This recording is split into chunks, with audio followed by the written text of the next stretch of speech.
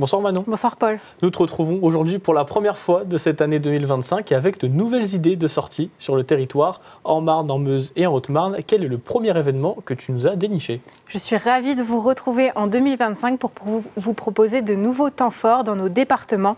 Et on commence cette chronique avec la venue de l'orchestre de l'Opéra de Reims à Vitry-le-François. Au sein de l'espace Simone Signoret, les musiciens présenteront le concert et ils eurent beaucoup d'enfants. Entre opéra comique, cinéma, opérette et comédie musicale, ce concert est un joyeux divertissement familial qui mettra, j'en suis sûre, plein d'étoiles dans les yeux. Rendez-vous, tu l'as dit, dimanche à 15h à l'espace Simone Signoret et sur le site internet de Bord-de-Seine pour avoir plus d'informations.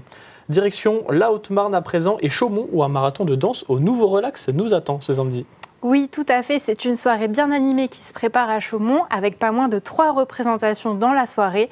Cette soirée sera justement l'occasion de découvrir 3 spectacles pour le prix d'un dans une soirée rythmée par des duos portés par une jeune génération assoiffée de rencontres et de partage. Boys Club, C'est Arrivé et Sigis seront à l'affiche. Découvrons justement tout de suite un extrait de Boys Club.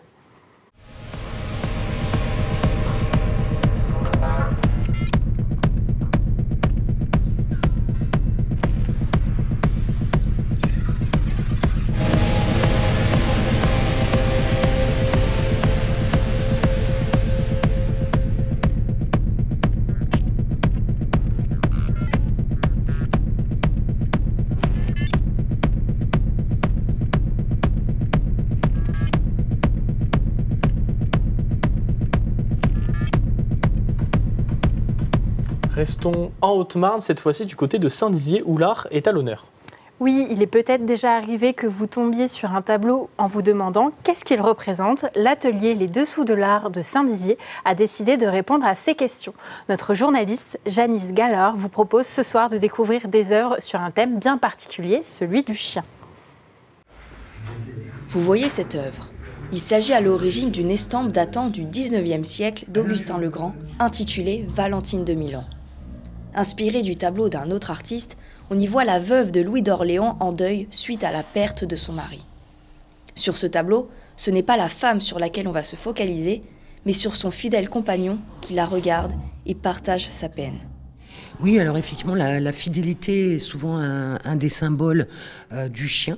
Et donc, on va le retrouver au pied de personnes, alors des couples par exemple, pour des mariages, mais également, et c'est le cas ici pour ce tableau de Valentine de Milan, qui vient de perdre son mari, qui vient d'être assassiné. Et donc là, on évoque la fidélité, bien sûr, conjugale. Qu'il soit de chasse ou de compagnie, au fil des siècles, le meilleur ami de l'homme a évoqué plusieurs symboliques.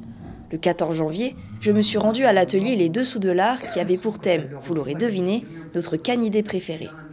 J'ai pu découvrir à travers plusieurs œuvres les différentes représentations du chien. Et je n'étais pas la seule à étoffer ma culture artistique. Je savais que j'allais apprendre quelque chose justement par rapport au chien. Je ne savais pas vraiment quelle place il avait dans un tableau. Son entourage ne sait que faire pour la faire reprendre pied dans la réalité. Le 18 mars aura lieu la prochaine édition des Dessous de l'Art. Cette fois, la star sera un autre animal de compagnie bien connu. Je veux bien sûr parler du chat. Donc on va trouver... Il est d'ores et déjà possible de s'inscrire au prochain atelier le 18 mars prochain. Parlons sport maintenant et retournons à Chaumont. Oui, Paul, mettons un petit peu de côté la culture quelques minutes pour s'intéresser cette fois au volley avec le prochain match du CVB 52 qui reçoit Tourcoing.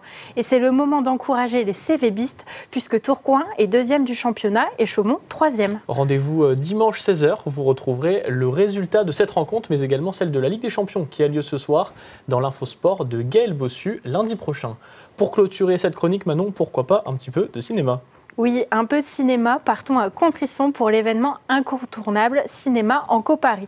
Cette fois, vous aurez l'occasion de retrouver le film La Vallée des Fous, une comédie dramatique de Xavier Beauvois avec Jean-Paul Rouve, Pierre Richard et Madeleine Beauvois.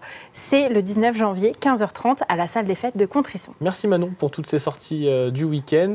Encore un week-end où on ne s'ennuiera pas sur notre territoire. Merci beaucoup, bonne fin de semaine.